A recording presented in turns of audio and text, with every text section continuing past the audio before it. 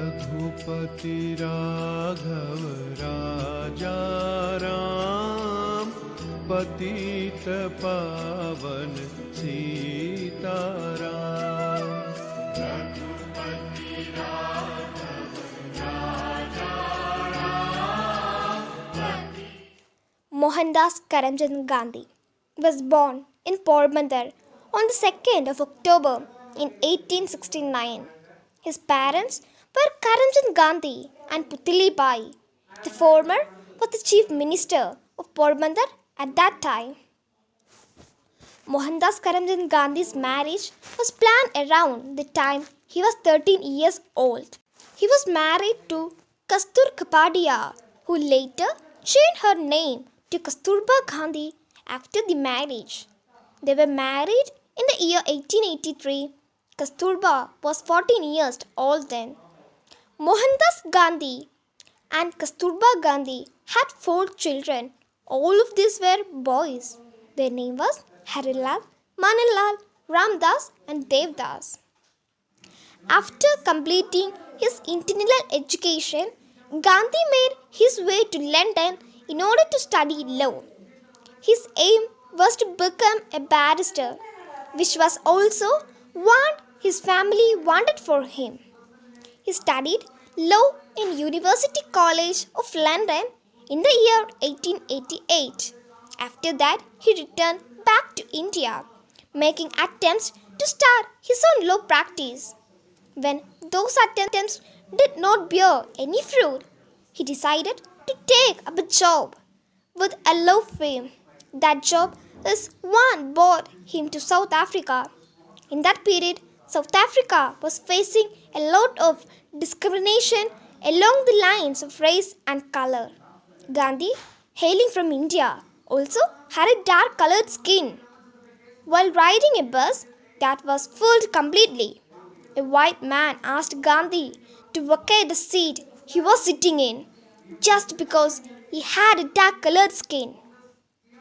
Along with that incident, there were various instances where Gandhi was refused a room in the hotels of South Africa, as well as ordered to remove the turban by a court magistrate as well.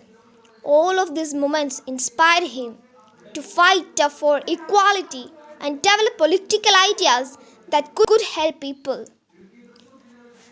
In 1914, Gandhi left South Africa for India after 21 years of organizing civil disobedience protests against the absence of Indian rights.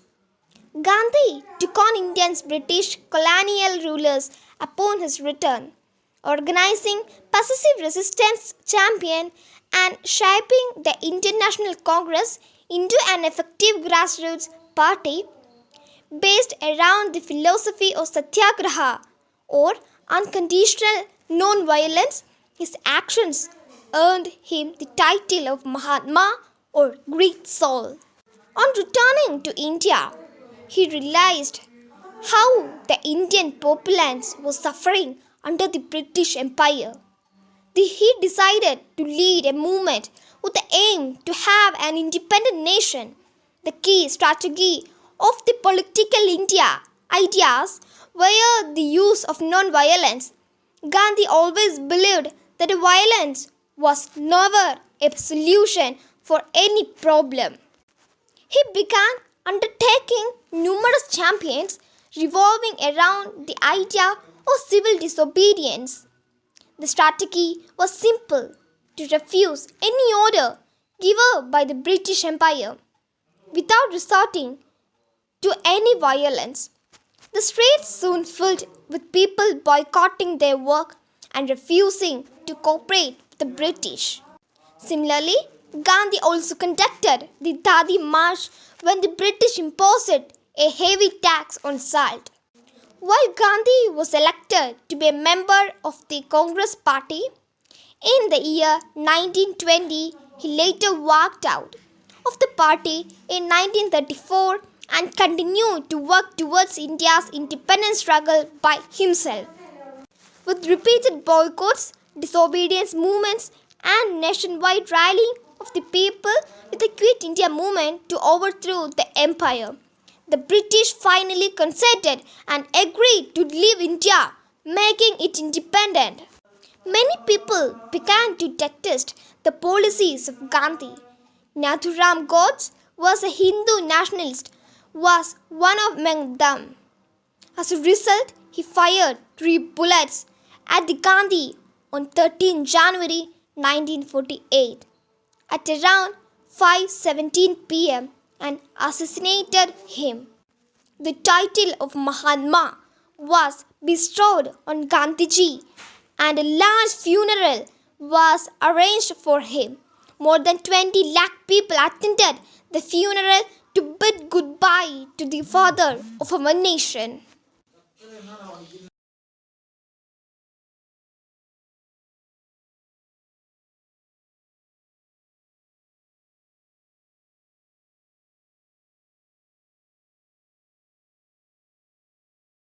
Sabarmati Ashram, also known as Gandhi Ashram, situated in the north of Ahmedabad center on the bank of river Sabarmati. Sabarmati Ashram in Gujarat was once home to Mahatma Gandhi and his wife Kasturba Gandhi. Sabarmati Ashram started functioning on June 17, 1917, located between a prison and a cemetery. Gandhi believed that a satyagrahi is likely to end his life either in prison or in a cemetery, and this was the reason he chose this place to stay. An important part of ashram life was morning and evening prayers. This included hymns and prayers from several faiths and languages. The prayer was held on open air space covered in sand without any idol. Foremost in the movements launched by Gandhiji from Sabarmati Ashram was the 385-kilometer salt march from Sabarmati Ashram to Danti. It is situated at south coast Gujarat. It is an act of civil disobedience against the government's unjust and unfair tax on salt. At age 61, accompanied by 80 fellow marchers, he walked 15 to 16 kilometers per day, reaching Danti in 25 days. On the beach, there he picked up a whisk full of natural salt in defense of the salt law. Gandhiji chose to settle in Ahmedabad for a number of reasons. He can serve the country best through his mother tongue, Gujarati. Also, as an old center of hand waving, Ahmedabad would serve well to promote spinning wheel. The portable spinning wheel known as charkha was used by Gandhiji to spin thread and make his own clothes. Ahmedabad is also a prime city for Gujarat, which makes it a prime source for financial support. Gandhiji's residence called Hriday Kunj, where Gandhiji and Kasturba spent their time. There is also a place where Gandhiji was working. It has his desk and spinning wheel. Hriday Kunj also has Gandhiji's room, Kasturba's room, and a small backyard. Ashram still has old kitchen equipment and Gandhiji's personal belongings. Wheel of Life, prepared by Vinoba Bhave to illustrate the principles of Gandhiji's Satyagraha. Ashram also has Vinoba Kutir and Meera Kutir, the hut that housed his disciple Vinoba Bhave and British disciple Meera Ben.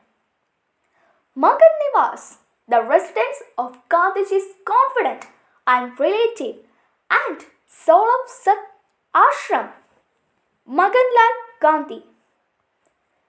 Gandhiji was equally adept at writing with both hands. When the right hand got tired, he used left.